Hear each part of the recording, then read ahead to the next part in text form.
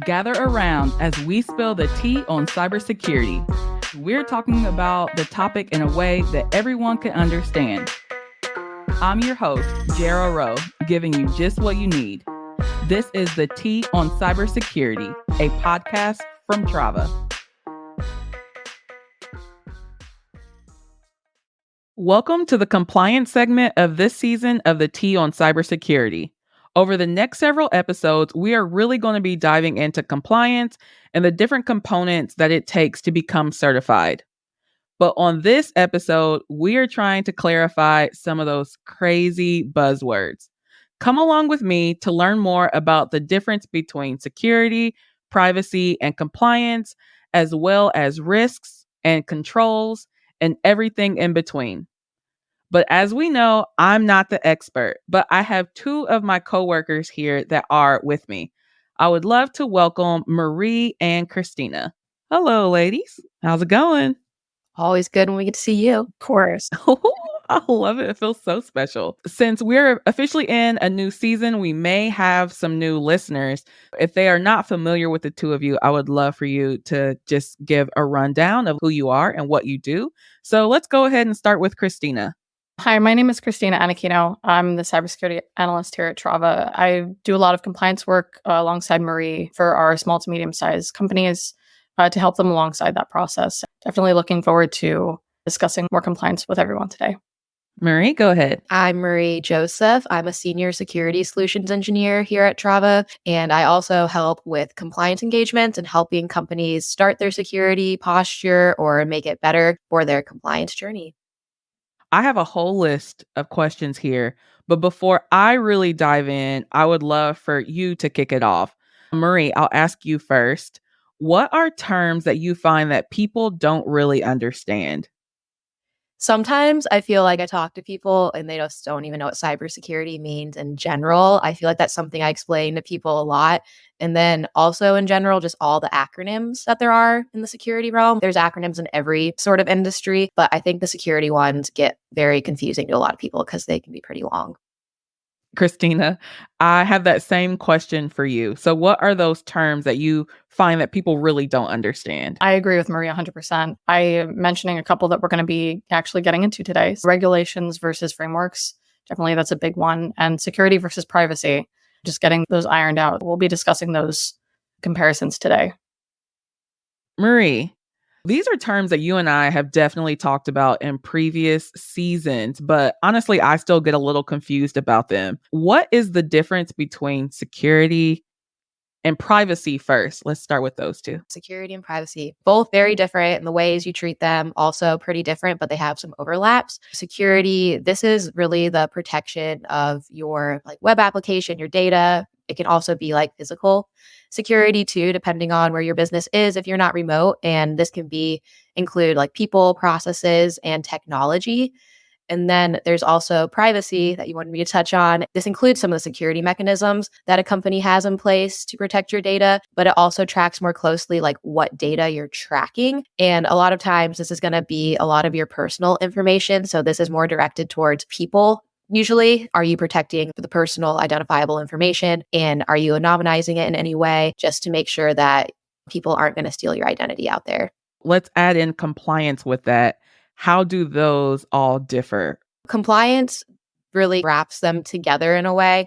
There's a lot of certifications out there and attestations you can get that focus on security and privacy. They're both very big right now. A lot of businesses need both sort of certifications or compliance areas to make sure that they're focusing on both security and privacy and to prove to their customers that they're focusing on it. So having a third party focus on compliance for a company is proving that you do have all these mechanisms in place and they're working properly to protect someone's data, basically. Christina, over to you. What are some challenges in balancing security, privacy, and compliance? An excess amount of anything is normally never really a good thing. And this definitely goes to stand for security, privacy, and compliance. So it can sometimes be difficult to provide employees with devices, services, and software required for day-to-day business operation, while also administering that proper access without elevated restriction when following compliance requirements. So to some people, compliance programs may just mean clicking a box and not really following up with the framework's policies and controls. And therefore, this can really open the door for some employees to potentially not implement best practices, which can lead to, number one, privacy concerns where personally identifiable information or PII can be stolen. And number two, in extreme scenarios where security concerns, where there's a mass data breach. It's hard to have privacy without security, and to have effective security that requires strong protection of PII. So security and privacy and compliance really must go hand in hand. If one is prioritized over the other, it can have an adverse effect. For instance, if you're putting precedence on privacy, securing all personal data without implementing proper safeguards to ensure it isn't compromised, that would translate to a lack of security, which could ultimately cause a larger risk. It can be important to just know some of the methods that can be taken in order to ensure that these three are equally addressed. So number one, you can just go through your data landscape. So really just clarify and identify the data that you have, where it's coming from, and how it's stored and processed. You can also establish security requirements such as MFA and encryption, and also protect your data traffic through the use of VPNs on public Wi-Fi, and then just utilizing firewalls as well. You mentioned MFA. I feel like this is like an ongoing thing now throughout the podcast where it's mentioned every episode. I love it. It's just always a bell goes off in my head anytime I hear it now. Christina, you also mentioned the word control, which leads me to my next question for you. What is the difference between a risk and a control? So I'm going to start with risk. So risks are considered threats to an organization's data, reputation, and finances where laws and regulations are violated. And controls are basically what's used to protect against these risks. So one single control can address multiple security and data protection requirements. They're really used to meet unique objectives in order to mitigate threats, vulnerabilities, and risks. So generally within compliance tools, controls are considered tasks that provide logic behind frameworks and framework requirements. So basically a control is put in place to mitigate a risk to an acceptable level. Some things to consider. There's such thing as establishing tolerance within your company, which sets a parameter between the highest and lowest risk. So it's easy to prioritize what has a larger business impact. And then there's also risk capacity, which is the risk level a company can withstand before an incident becomes a catastrophe. So it's important to be aware of these best ways to go about handling risk and utilizing controls as well. Marie, the next set of questions go to you. Christina just mentioned a catastrophe, which none of us want to happen. But what is the difference between a breach and an incident, which can become a catastrophe? Both are different. I think these are two terms that a lot of people get confused with too. A breach, this really means that a threat actor has entered an area that might have customer data or other types of data that could lead to an incident. And this has not yet been exposed, but someone has gotten into an area that they should not be in technically. So then that leads to a possible incident where an incident is, this is when the data has actually been exposed, touched, and possibly compromised by a threat actor. And this is usually when it becomes a bad case where the catastrophe comes in. It has to be documented, have like legal response, and then also be given to a customer, letting them know, like letting them be noticed. Let me make sure I understood that. A breach is just when one of the bad guys has entered in where they're not supposed to be, but nothing has necessarily happened. And then the incident is when something actually happens that's not good. Speaking of the incident, I've learned a little bit lately about incident response plans. What is that? And then what do they entail? Plans in general they're great to have. Incident response plans help you be prepared for a cyber attack before it happens. So it's always good to have these created as soon as you can. This allows your team to know what to do in these cases, and it allows them to be calmer during the time of an incident, especially if you're doing tabletops and having it all documented and going through it before the bad things actually happen. Having these plans also proves to your customers and prospects that you take security seriously. Like I mentioned before, like doing the tests on at an annual basis proves to companies that they know what they're doing, and it proves to your own internal team that their roles, they know what they're supposed to be doing, and it tells you that they're taking your data seriously. Otherwise, people could be running around like the building's on fire. Incident response plans can be used also just provide an explicit representation of what role each employee on the security team should be taking in order to protect customer and company data. If you already have that lined out and you know who needs to do what, it can be very helpful in the event of an actual incident occurring. Christina get to sit down in a future episode and talk more in depth about tabletops and incident response plans. And I can't wait to learn more about those. Christina, back to you. What is the difference between data security and data protection? They are two separate entities. However, they can overlap and are a little bit similar, but I'm just going to go through describing each of them. So data security, it's the applying of protective measures against unauthorized access. This will include the fortification from physical security on the hardware to access controls and software applications. It's going to become more and more complex, or becomes more and more complex, to instill data security with the amount of the volume of data communication and the intricacies of network infrastructure that involve IoT devices today. And we're going to be talking about IoT devices a little bit later. But when correctly practiced, this will prevent not only malicious activity, but also insider threats and human error. And then moving on to data protection, this is the act of safeguarding sensitive and personal data from corruption, compromise, loss, and really protecting an employee's rights. So this is more of a focus on data backup and recovery in order to restore the data back to its functional state. It's basically an assurance that the data will be accessible to authorized users.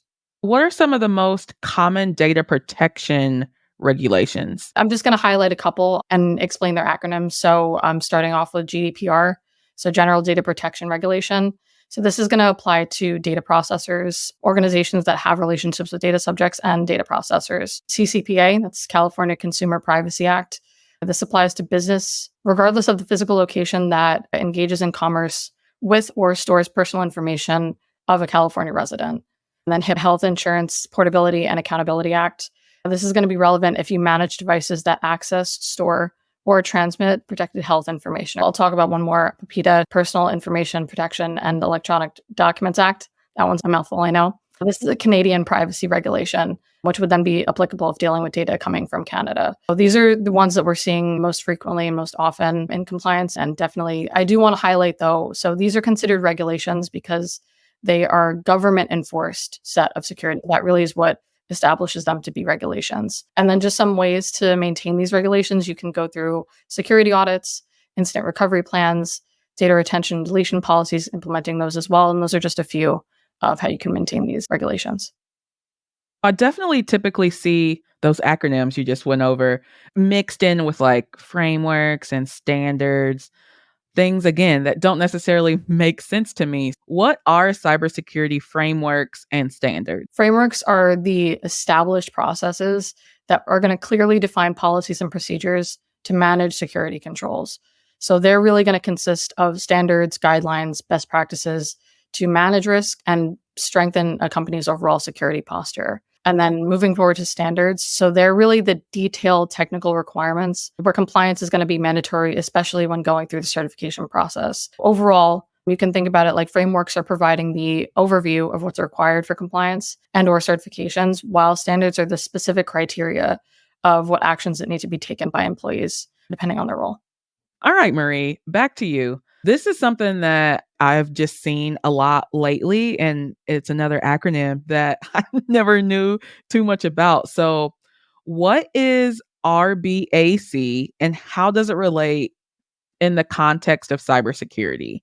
This is going to be a very common one, especially if you're touching any of the company data typically and organizing it. RBAC stands for Role-Based Access Control. And there's also another common one that's ABAC, so ABAC, and that's attribute-based access control. These are just different ways to give access to data within your company. And I think a better way to start is just what is access control, just because these are different types of access controls. This really is monitoring and organizing the way that individuals have access to data in your company, and it's very crucial. Auditors are going to look at it a lot, and you're going to be asked a lot about it in security questionnaires too, just to understand how you're organizing everything within the company. And this brings both security and privacy of data into scope. Not everyone needs access to everything, so this is why it's so important. And in fact, no one should really be the keeper of all data. No one should be having access to all of it. So RBAC is role-based, so that gives you access to certain areas of a web application or in your cloud or certain files based on someone's roles within the company. The attribute-based access control, ABAC, that would give certain areas and files by a case-by-case basis to individuals and not necessarily their job title or role within the company. And that's how they're different, but it's just all about access and privileges within the company. This next question I have, again, I'm a little embarrassed because I end up writing about it a lot in content and don't really fully understand like what it means, which is IoT. And now I understand that it stands for Internet of Things. But what does that mean? Christina, that's for you. Yeah, you should not be embarrassed at all. It's a all-encompassing term that literally includes the Internet of Things. Really, it's going to translate to objects that are embedded with technology, such as sensors or software that's going to allow for them to send and receive data with other devices and systems over the internet. Basically, having the ability to connect to the internet. Now, everyday objects can be connected to the internet, going from smart refrigerators to watches to Ring doorbells, and even Ray-Bans are coming out with glasses that can as well connect to the internet. That just proves that everything is seriously connected nowadays. And then that we all work remote and typically from home. All of those things can have access. Christina, next question goes to you as well. What does maintaining asset inventories mean in cybersecurity, and why is it important? Asset inventories are basically logs of company resources where asset data is going to be stored in an efficient and cost-effective manner. So the types of assets, this can include servers, laptops, and endpoint devices as well, and cloud environments too. Asset inventories are going to be used for security audits. Anything that's internet facing really should be included within this inventory. Asset inventories are important because they really can help with tracking if there's any outdated or misconfigured systems, for you to be aware of that and implement patches to those and fixes as well. Basically, it can be used to keep track of everything that can be accessed through the internet. One thing I would also know is that they're just really important because you cannot protect what you do not have. So that's why we emphasize focusing on those to begin with when focusing on security. Totally makes sense. Okay, Marie, this next question goes to you. What is meant by the term cyber hygiene? Again, which is something I end up writing a lot about, but I don't have a full understanding of what that actually means. Cyber hygiene is similar to as if you were talking about your own hygiene. So, what are the things you're doing to keep yourself healthy and protect yourself from the worst, like sickness? From a cyber point, it's talking about what are the tools, processes, policies, and other mechanisms you're putting into place to maintain a strong security posture. A little can go a long way, but by doing so and prioritizing your health, like cybersecurity health, that will altogether help your cybersecurity posture. Just like you would with your own health, it's good to do checkups. So doing certain assessments on an annual or other type of cadence is really good. That's why there's best practices to follow that help you do this. And it is a fundamental aspect because it gets you on the right track of prioritizing the health and encourages you to constantly improve your health within your company. What really it's talking about, like the security health within your company. It's very similar to your own self. It is super important and totally makes sense. Before I let you go, first, I have learned so much. We've clarified a lot of these terms that I see a lot, and I hope the listeners have a better understanding as well. But Marie, I'll start with you first. What else would you like our listeners to know about cybersecurity and/or compliance? I think if I were to leave one thing from this episode, it's that security and compliance are different, which I know I've touched on before. And just because you are compliant with the framework, it does not mean you are completely secure. So be sure to take security seriously and go above and beyond the best practices to have a good cyber hygiene and an even better security posture than your competitors. This helps you limit your attack surface and will also help those ever snooping threat actors. Christina, what about you? I just want to highlight for our listeners currently, if you're going through a certification or just going through any compliance journey that you're on right now, Trava is here to help. Trava is comprised of a bunch of professionals that are very familiar with compliance. Again, anyone out there that is in need of some compliance help and assurance, we're here for you. Trava is definitely here for you. Thank you two so much for walking me through all of these crazy buzzwords. Super helpful, and I hope the listeners got as much out of this conversation as I did. Now that we've spilled the tea, it's time to go over the receipts. Marie and Christina spilled so much tea when it comes to these buzzwords and other crazy things in cybersecurity that the average person like myself have a hard time understanding. They gave so much information during this episode, but of course I can't recap it all, but I have a couple of things that really stood out to me. Receipt number 1 is Marie actually talked about a lot of acronyms and things like that, which Christina mentioned PII several times, which she clarified. But PII stands for personally identifiable information. When you see PII come up in cybersecurity and compliance, now you know what it means. Another thing that I really got clarified was the difference between a breach and an incident, which most people typically see those as the same thing. But a breach is simply like the bad guy entering into a system in an area that they are not supposed to be in, but nothing necessarily happened. They didn't steal any data or anything like that. But an incident is when that bad guy then disrupts the system, steals data, wants ransom, all of those fun, not so fun things. Christina also talked about regulations, and regulations are regulated frameworks that are enforced by the government. Speaking of frameworks, we also learned the difference between frameworks versus standards. Frameworks are general overviews, and standards are specific criteria that need to be met. And the last receipt I have from this episode is Cyber Hygiene. Marie talked about it's similar to just like your personal hygiene. You want to do what you need to do to stay healthy and things of those sorts. So you want to implement MFA and other things that allow for your data and everything to be secure, which just makes your cybersecurity posture better. So we all want to have good cyber hygiene.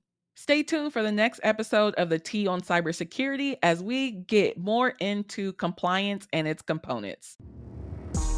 And that's the Tea on Cybersecurity. If you like what you listen to, please leave a review. If you need anything else from me, head on over to Trava Security. Follow wherever you get your podcasts.